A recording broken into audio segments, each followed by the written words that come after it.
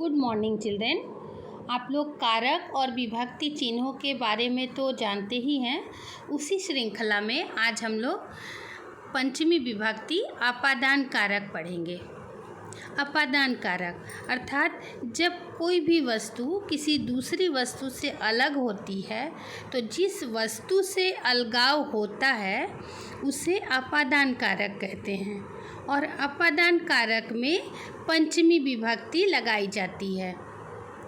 जैसे कि वृक्षात पत्राणि पतन्ति, पेड़ से पत्ते गिरते हैं। तो यहाँ पर वृक्ष जो है उससे पत्ते अलग हो रहे हैं, तो वृक्ष अपादान कारक है और उसमें पंचमी विभक्ति का प्रयोग हो गया है।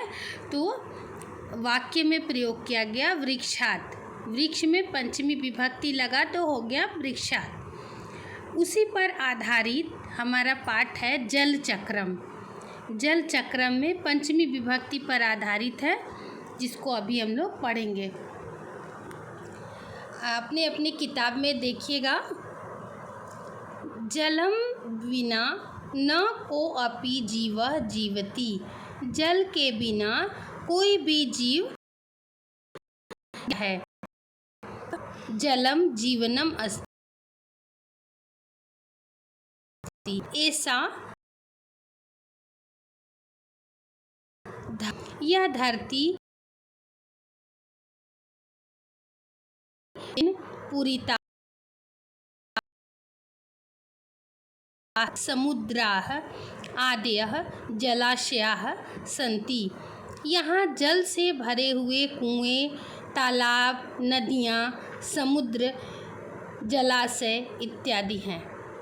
सूर्यस्य किरणैः जलाशयानां जलम उष्णं भवति, सूर्य की किरणों से जलाशयों का जल गर्म हो जाता है।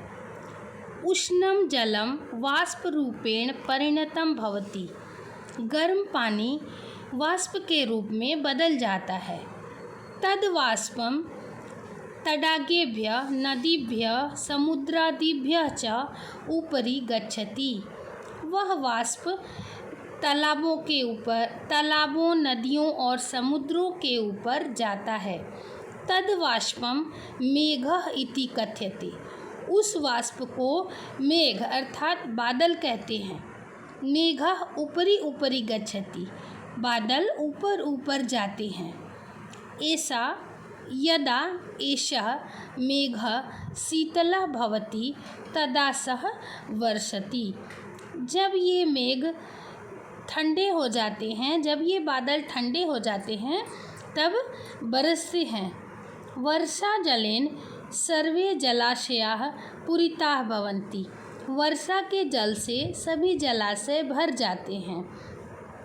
एवं जलाशयेभ्यः मेघात् वर्षाः, वर्षाभ्यः पुनः जलाशयाः इति एतत् जलचक्रम कथ्यते।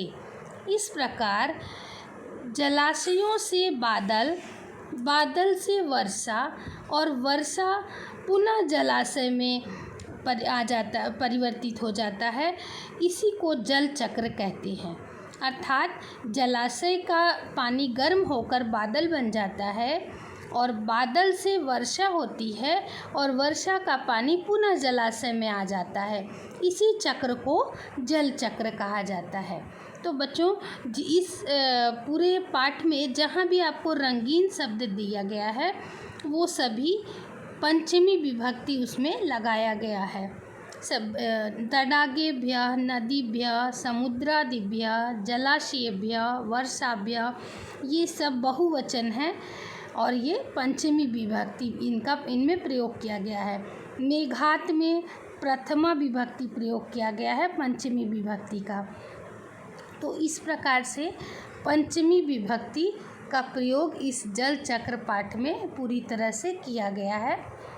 और एक बार फिर से याद दिला दे रही हूँ आप लोगों को कि अपादान कारक कहाँ लगाया जाता है। जब कोई वस्तु किसी से अलग होती है तो जिस वस्तु से अलगाव होता है वही अपादान कारक होता है और उसी में पंचमी विभक्ति लगाएंगे। Thank you children.